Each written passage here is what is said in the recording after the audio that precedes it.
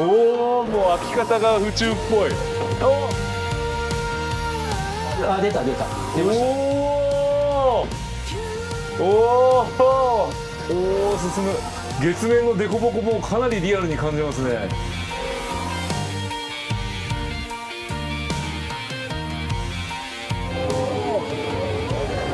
もう扱えちゃってますね。楽しい。おおインパクトある、あ、こんな大きくなるんだ。それが挑戦してる姿を皆さんに見てもらうことで、次の世代の子どもたちがエンジニア捨てたもんじゃないぞっていうふうに思ってくれたら、もうこれ以上の喜びはないですね。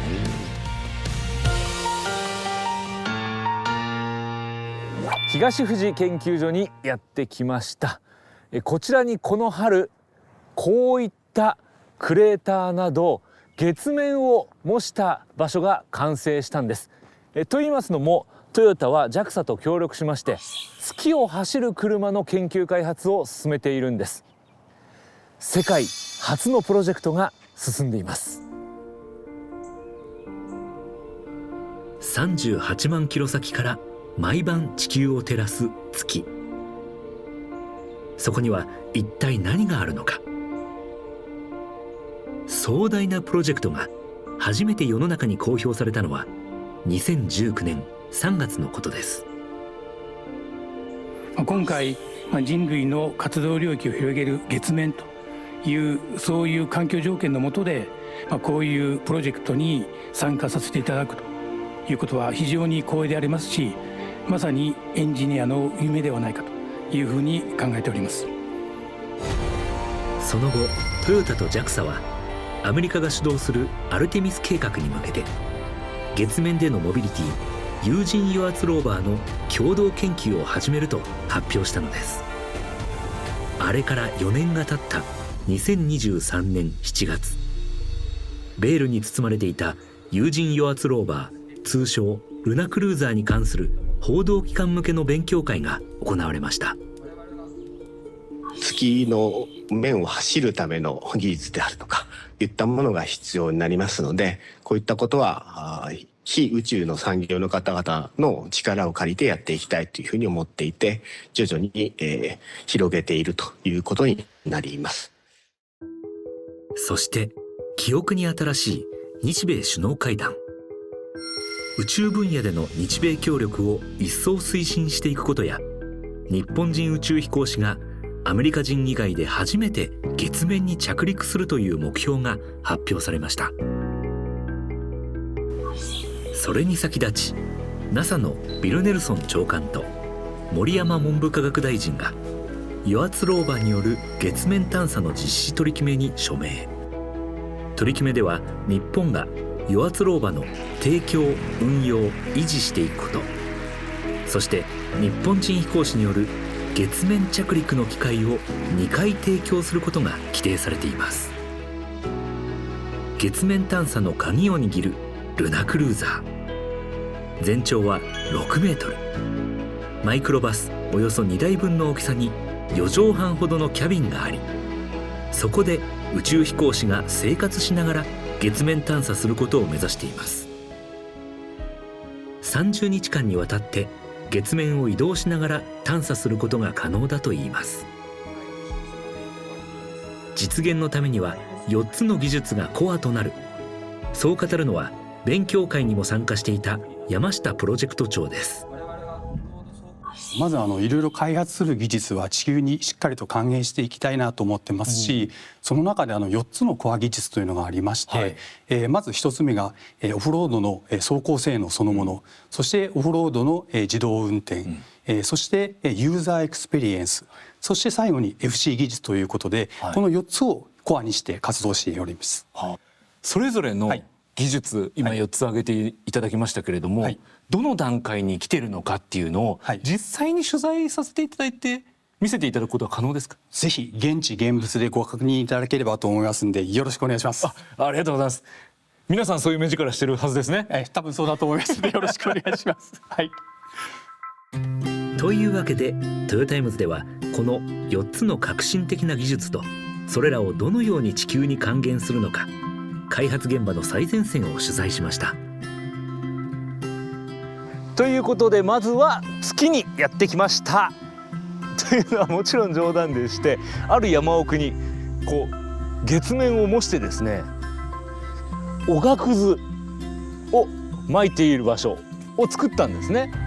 でおがくず、これが月の砂に似ているということなんですけども、ふかふかしていまして、歩くとですねすごくほら歩きづらいぐらい柔らかいです。こういった場所で月面探査車両の開発を行っているんです。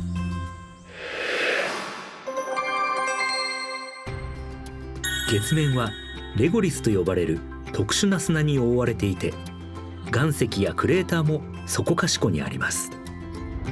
そのためトヨタは実証実験をするために月面を再現したのです。ではここからはですね、月面探査車の開発担当栗林さんに説明していただきます。よろしくお願いします。よろしくお願いいたします。早速車の元に行きましょうか。はい、よろしくお願いします。もうね、私には見えているんです。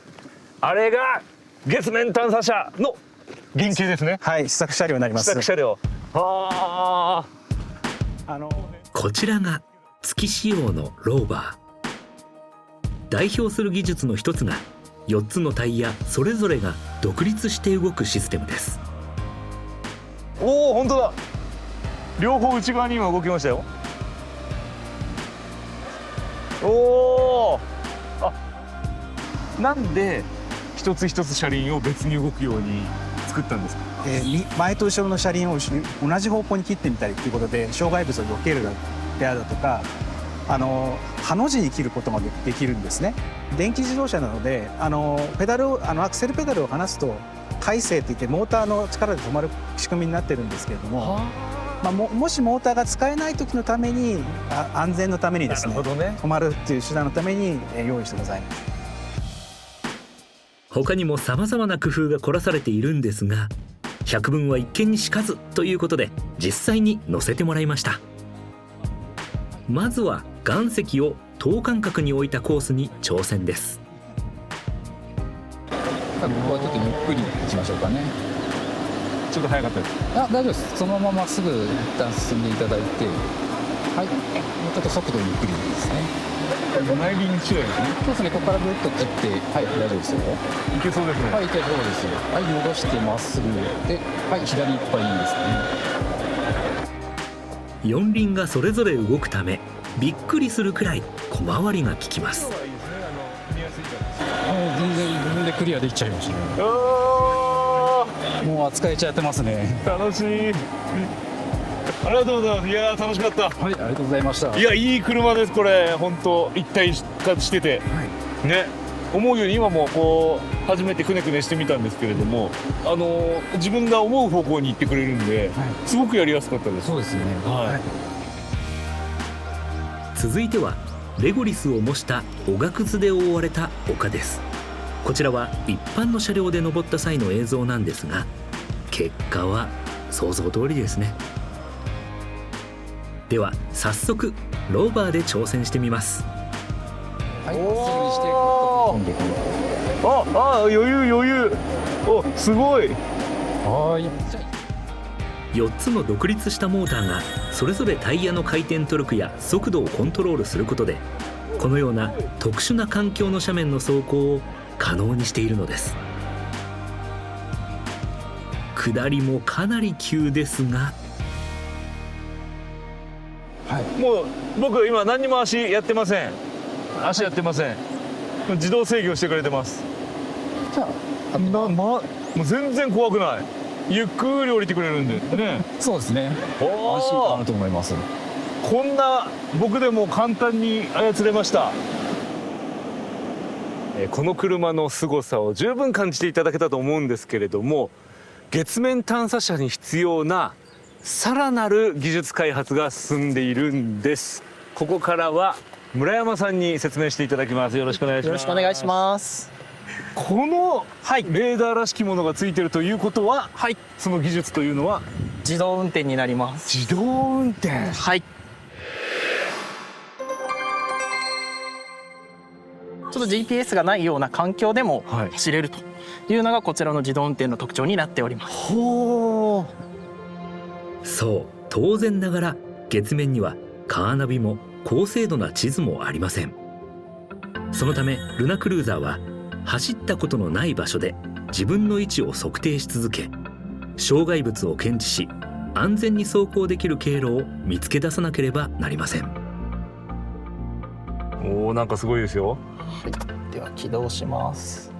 はい、こちらが今周りの障害物を見ている状態です。はい、こんなにわかるんだ。そうなんです。で、残念ながら企業秘密のため皆さんにお見せすることはできませんが、かなり高精度で周りの障害物を捉えています。スタートします。ブレーキ離します。はい。右に切りながら走っていっております。うわ、これかなり狭いとこ通ってますよ、今ライダーを見る限り。はい。で、この辺をうまく滑らかに走るために今ルートを取っております。そもそもなぜ月面で自動運転が必要なんでしょうか。月面というやっぱ過酷な環境の中で人が常に運転するというのは人に非常に負担がかかるものだと考えております。そうした中でやはり過酷な宇宙でも走り続けて安全に帰ってくるというところを担保するためにはどうしてもこういった自動運転でサポートするといったところは必要になると。生き生きとされてますね、村山さん。私、月面の仕事がやりたくてこちらに来させていただいたんです。そうなんですか。そうなんです。はい。楽しくてしょうがない。はい。辛いこともあるんですけど、最後は宇宙に自分の作った車が行くといったところを楽しみにして非常に開発してます。打ち上げを目指すのは2031年。次のステージはオフロード走行性能と自動運転技術、この2つを併せ持つ車の開発です。先ほどこちらの車で結構過激なところ行っていただいたと思うんですけど、あそこで自動運転ができるというようなことが確認できると思います。我々が挑戦している姿を皆さんに見てもらうことで次の世代の子どもたちがエンジニア捨てたもんじゃないぞというふうに思ってもらえて、もうぜひ僕たちもやりたいって思ってくれたらもうこれ以上の喜びはないですね。9ヶ月が経ちまして、いよいよ実物大の試作車を見ることができるということで、橋野さん、案内していただけます。よろしくお願いします。じゃあちょっとこちらかぶっていただいて。ありがとうございます。はい、よろしくお願いします。じゃあどうぞどうぞ。はい、失礼いたします。機密情報たっぷりの施設に入ります。じゃあこちらに早速目隠ししてありますね。はい。おお、インパクトある。こんな大きくなるんだ。はい。これが実物大のサイズ、1分の1スケールの試作車になります。うわ、すごい。もうでも動き出せそうな感じですね。そうですね。はい。もう少し時間はかかるんですけれども、ハード部品、メカモノ部品はだいたい組み上がってますので、もう間もなく動き出すというような形になってます。大きいタイヤですね。やっぱりね。これが 1.1 メーター。1.1 メーター。1.1メーターでございます。はい。岩石乗り越えとかも考慮して、こういったサイズを今選定しているという形です。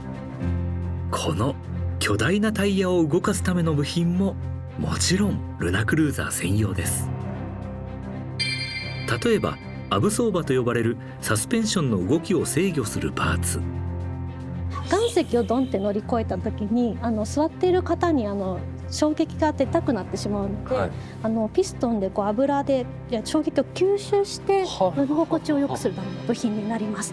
で本来は油を使ってピストンで油の硬さを使って吸収するんですけども、油が硬くなっちゃって使えなくなるのでモーターを使ってます。岩石を乗るとタイヤがドンっていう風に使うので、ここの回転軸の衝撃をこのモーターを使って抑える。へえ、面白い。すごいすごいですね。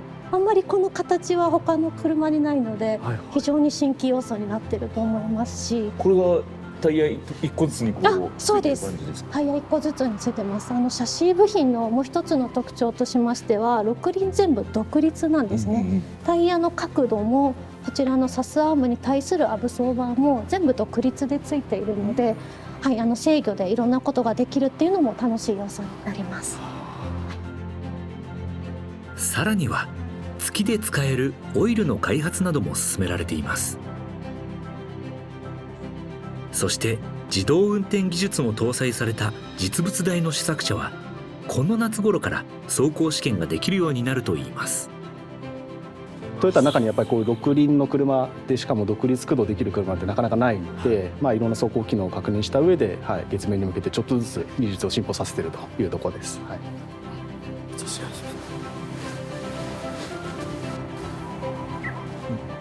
新しく生まれ変わった月面テストコースや走行試験については第2弾でお伝えしますのでお楽しみに。こうした全く新しい技術の開発、トヨタだけでは限界があります。仲間づくりが重要だと語るのはルナクルーザーの技術面を統括する山口さんです。知ってるものは全然いいんですけど、知らないものですね、トヨタが知らないものがいっぱいあって、でそういうものをどうやっていくかっても日々悩みながら仕事をさせていただいていると。トヨタが知見を持ってないところっていうところに対しての知見を一緒にやっていただくような仲間の企業様がですね、やっぱどうしても必要になってくるかなというふうに考えております。それがないと多分成し遂げれないというふうに考えております。チームジャパンで挑む有人油圧ローバの開発。続いては3つ目のポイントです。皆さんよろしくお願いします。今日もよろしくお願いします。なんか明らかにもう宇宙っぽいですね。こちらで研究しているのは実物大試作車の上に乗せるキャビンの空間設計です。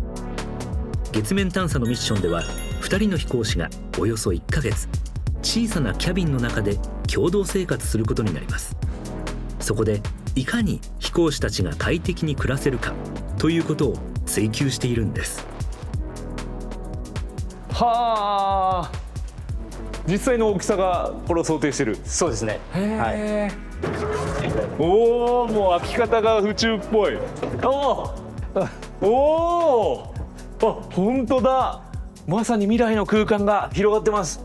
失礼します。どうぞ。おお、これが月面で過ごす、まさに車の中、いいですか、座って。はい、お座りください。椅子にもなりますし、実はベッドにもなりますし、通常の座り方とか立ち姿勢とか全てに対応するような、ここでもうそのまま、この後ろにこう行けたりとか。そうですね。ここに入り口がまたあったりとかするんですか？いいえ、これは違いまして、これ実はシャワー浴びられそう。はい、シャワーです。本当にそうなんだ。はい、もし実現したらですね、月面初のシャワーブースに。本当だ。ここにあります。ほら、シャワーここから出てくるんですよ。なんとか実現できないかなって。はい。あとこちら実はトイレスペースでですね。出てきた電気が折りたたみ式ですよ。はい。タワーの中に格納されているものが出て、椅子にもなりますし、トイレにもなるという。可愛い便座。はい。あとこれシャワーブースで実は全部閉じることができて、はい。これで川北さん覗けない。はい。はい。実は個室を用意するのがすごい大事なことで、はい。まあこれは一人用になりますけども、個室っていうことで。確かに。ずっとなんかこう人と過ごしていかなきゃいけないから。そうです。せめてシャワーの時とかトイレの時とか。そうです。なるほどね。巨大スクリーンを使えばあっという間に癒しの空間が現れます。出ました。いい。鳥の声聞こえますか？聞こえます。森の匂い感じます。はい。風出てますか？風顔に当たってます。はい。すごい、本当に森にいるみたい。はい。しかも曲面だから、よりその空間にいる感じがしますね。そうですね。まあいい意味での疑似空間を五感全部を使って保管していくと、いうような考え方です。足元に専用のペダルをつければ月面でエアロバイクの運動をすることも可能になります。もうやっぱり精神的な安全もその安全のやっぱりカテゴリーの一つなので、そこも我々担保したいというアイデアです。また基本的には月面では自動運転ですが、手動の操作が必要なシチュエーションもあるため、現在このモニターを使った月面走行のシミュレーションも行われています。地究でできる限り同じ環境で試験をして想定するべきこと全部考えてその上で行ってもらうっていうのがやっぱりクルーの安心のためにも大事かなっていうふうに思ってまさにこれを作ってます。はい、クルーの安心のためにシミュレーションはさまざまな方法で行われています。おー、すごい設備。チームが作ったのは巨大モーションシミュレーターです。ではよりリアルな月面でのルナクルーザー体験をしてまいります。おお、おおはいでちょっと見やすくするために、はい、ありがとうございます。ちょっとじゃあ早速やってみてください。動いてみます。はい、さあさっきやった通りにやればいいですね。そうです。よし、おお、進む。本当に動いてるみたい。あ、月面のデコボコもかなりリアルに感じますね。左が今クレーター、よいしょ。でクレーターをデコボコを超えてます。クレーターに入らなきゃいけない。入らなきゃいけない。マジどうなのおお、よいしょ。来ましたね。うわ、これはかなりリアルな揺れですね。やっぱりさっきと全然感覚が違いますね。そうですね、はい、やっぱり動いている環境だからこそ検証できる項目っていうのがたくさんあるので、ちょっとそれをやるためにこの試験機を準備しているということになります。よりリアルを感じられる。はい、その通りです。例えば例を挙げますけど、今使ってもらった操作デバイスなんですけど、これも普通の車のハンドルとかペダルと違うものでやってます。でそうなると我々もそういうのに対する知見っていうのがあんまりないので、実際に揺れた時に操作しやすいかっていうのをしっかり検証しないといけないですね。なのでそういう時でもちゃんと操作できるようにはどういう設計しなきゃいけないかとかをこれを使えば考えることができますし、ちょっと危険な道に行った時とかはもう本能的に掴みたくなると思うんですけど、そういう時にどうやったら体を支えやすくできるかとか、そういったことを考えるためにやっぱこういうのでやってるっていうことになりますね。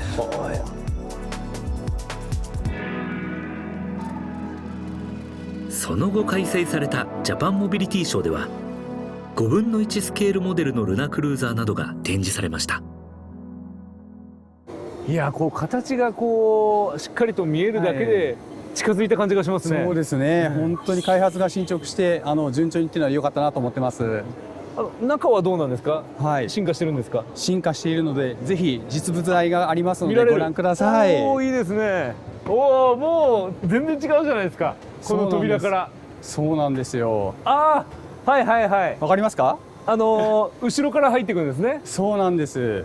すぐこうシャワールームが目に飛び込んでくるっていう、月面は小さな砂がいっぱいありますので、こちらで宇宙服を着たり脱いだりすることと、砂を落とすということです。はい、こちらに捕まっていただき、階段を上っていただいて、上から宇宙服に入り込んでいただく、もしくは出ていただくという形になっています。一人でも来やすいように。そうですそうです。パネルも進化してる。内部もタッチパネルがついていたり、プライバシーを守るカーテンがあったりと、短期間でかなり進化していましたよ。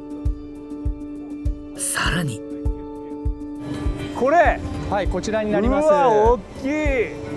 実際にルナクルーザーにつくタイヤですか、これが。今プロトタイプとなってますけれども、月面は非常に難しい環境になっているので、ゴムだと放射線の関係で完全に傷んでしまうので、鉄でできています。ブリヂストンが開発している月面探査車用のタイヤです。月面にはほとんど空気がないため、空気を使わずに車体を支え、レゴリスに沈み込まないよう接地面が大きく確保されています。こうやってね、ブリヂストンさん、タイヤメーカーですけれども、仲間として協力してルナクルーザーの開発を進めているんですね。はい、おっしゃる通りです。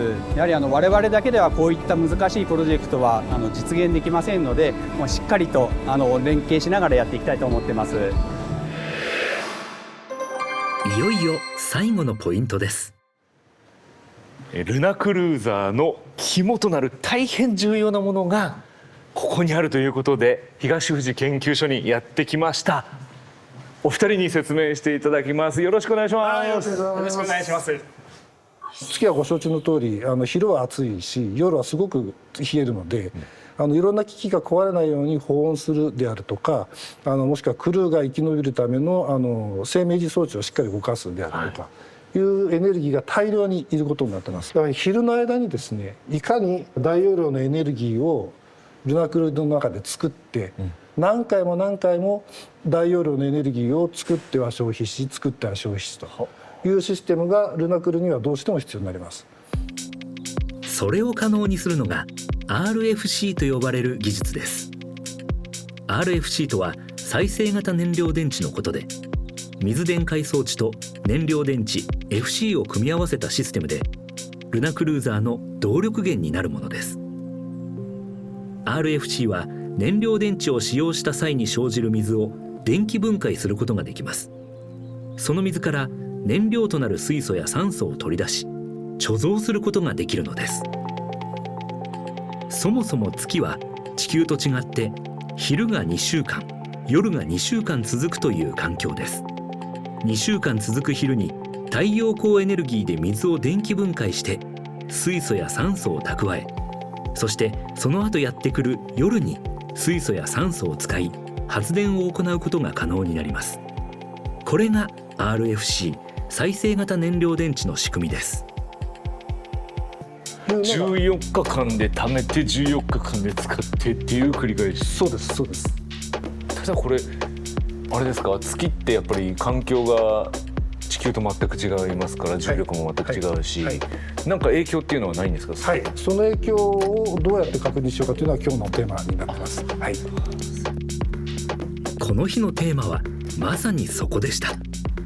RFC の肝となる水が重力の違う月でどのような挙動をするのか確かめるための実験が行われます。はあ、どういう風に映すんですか？すごいスマホだ。はい、こちらの小さい箱の中が、小さな実験室のような形になっていまして、こちらの注射器のようなものに水が今溜まっています。で、今富川さん見つけられたようにスマートフォンが設置してありまして、水が落ちる様子をこのスマートフォンで撮影するという形になっています。手作り感がたまらないですね。はい、本当に手作り作らせてもらいます。ではよろしいでしょうか？はい。それではいきます。3、2、1。はい。これで月の重力が再現できてたんですか？この箱の中で。今この落ちる瞬間だけはこの箱は月の重力になったということになります。うわ、これはね、撮ってるのを見ないと分かんないですね。そうですね。これがスマートフォンで撮影された映像です。重力が6分の1になった瞬間、水が粒のようになったことが分かります。こうした実験をする理由は、事前の計算と実際の挙動にどれだけ差があるのかを調べるためだといいます。計算ではピペットの先端からしばらくまっすぐ落ちた後に液体化するっていう予測でしたが、観察した時はもうピペットから出たらすぐに粒々になるといった違いが見られました。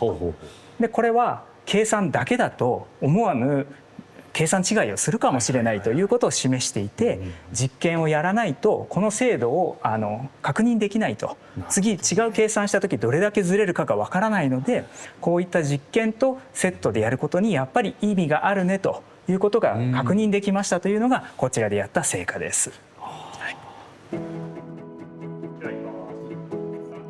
それが分かっただけでも本当に大きな一歩です。ちなみにこちらの実験装置、さまざまな現場の工夫が詰まっています。滑車を使った原理なので、骨組みは現場にあるもので簡単にできたんですけども、滑車がちょっと近場に身近になくてですね、あそこに車輪のようなものが見えると思うんですけども、これ実は子供用の自転車のホイールを使わせてもらってます。これ誰かのお子さんの？はい、もう使わなくなったものを拝借いたします。使わせていただいてます。こうした地道な実験を経て現在月での水の挙動については JAXA がより大規模な装置を使って研究を進めているといいます。そして大事な RFC の地球への還元について水素ファクトリーの山形プレジデントに話を聞きました。水と太陽があればこの内部循環ができるということですので例えば砂漠のような非常に太陽はたくさんあるんですけど、なかなか水がたくさんはないですけど今回みたいに内部循環をさせることができれば太陽のエネルギーを借りて水を電気分解してでまたそれから電気を起こしてというこういう活用ができますので太陽が出てる間を貯めて夜を何かに使うとかですね、こういったことができるようになってくると思います。トヨタ工業にある産業報告ということだと思うんですけどもやっぱり我々の技術でいかにその人類の未来に貢献するかでまた今回ここでできた技術が月の難しい地形を走る車としての技術も我々自動車会社としてそれもフィードバックさせていただけるので世の中に貢献しながらまたそれを地球の車の技術にも生かしていく、そういったサイクルが回っていくといいのかなというふうに思います。ここからはルナクルーザーの開発を主導する先進技術開発カンパニーの井上プレジデントにお話を伺ってまいります。井上さんよろしくお願いいたします。お願いいたします。まずやはりここをお聞きしておきたいんですけれども、トヨタがいわゆる宇宙への進出なぜすることになったんでしょう。はい、これは 4,5 年前になる話なんですけども当時将来のモビリティどうあるべきかと、そういうようなですね議論がありました。ワークショップ的に若手中心にやっていた取り組みなんですけども、その中でやはり宇宙で車を走らせることが必要なんじゃないかという議論が出てきました。でちょうど時を同じくして国際宇宙の中でもですね月で車を走らせようというようなそういう話が持ち上がってまして、そういう環境と相まってこれを一気に具現化するという話になりました。そんなルナクルーザーの開発の意義についてもお聞きしたいんですけれども、コアな技術となるのが再生燃料電池、オフロード走行性能、オフロード自動運転、ユーザーエクスペリエンスの4つだという話がありましたけれども、それを地上の車にどう還元していくのかというところですが、少し大きく捉えますと、佐藤社長が掲げる車の未来を変えていこうという話につながっていると理解してます。いつでも誰でもどこでも車を走らせる、これはモビリティの拡張と思うんですけども、今回はその月でも走らせるという大きなチャレンジだと思ってます。でそう考えた時に今回車にある技術ですね RFC の技術であったり、UX もそうですし自動運転もそうですけども、そういったものをそのまま拡張してですねより大きなフィールドより厳しい環境でやることによって地上での技術にも還元できると、そういう関係性があるのかなというふうに理解してます。ただその車へ還元するっていうのはすごく分かりやすいんですけども、今 UX とおっしゃいました、ユーザーエクスペリエンス、この観点で見るとどうやって還元しようと。これもモビリティ 3.0 ですね。新チーム掲げるモビリティ 3.0 のコンセプトと比較すると分かりやすいかなと思ってまして、先ほどちょうどモックアップが八王子にあってビデオを見ていただいたと思うんですけども、ある意味あそこで生活するということですね。で宇宙飛行士さんあそこで2人住むということなもんですから、ある意味小さな社会があそこにあるという捉え方ができると思います。でエネルギーの観点においても太陽光と水からエネルギーを作る、そういうインフラがあったりですね。であと運転の負荷を下げるために自動運転の技術があると、すなわち本当にあそこは一つの社会というふうに考えることができると思うんです。それが凝縮されていると、そういうふうに捉えることができるのかなと思うんですよね。そうするといわゆる 3.0 の社会システムというところにもつながってきますし、いかに社会システムとなるとですね、やっぱ人がいかに快適に過ごせるか、もう安全だけではなくて安心快適というところも非常に重要な要素になると思いますので、そういった意味でのUX というのは非常に大事な要素になってくるというふうに思ってます。あと取材していて印象的だったのが、そうやっていろんな研究をしている皆さんが笑顔なんです。そうですね。楽しそうに仕事をしてらっしゃる、でも話を聞くとほとんどの方がまさか宇宙に関係する仕事をトヨタに入ってやると思わなかったっておっしゃっていたんですけど、この人材育成という観点から見るとどのようにこうトヨタに影響していくと思いますか？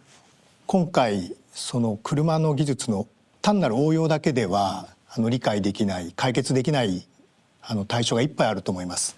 そういう中で自分たちで原理原則まで踏み込んでですね考える、文献を読んだりですとか、いろんな知恵を出してテストをやってみるだとか、そこからその一定の法則を編み出してそれをまた別の形対策に具体化してそう適用すると、非常に何て言うんでしょうかゼロから考える開発をやるということになるものですから、そういった意味でもすごく頭を使ってるし知恵を使ってますし本当に人材育成がなされてるんだなというふうに私自身も実感しております。もうだいぶ発言もですね変わってきてだいぶ迫力のあることを言うようになったなっていうようなメンバーも結構いますので、すごくそういった意味では本当に人が鍛えられている本当にありがたいプロジェクトだなというふうに思ってます。ただ一方ですね、結構その解決策がなかなか見つからずに苦しんだり停滞期なんかもあって苦しんでいる場面もそれはそれで実はあるんですけども、やはりエンジニアの夢ということで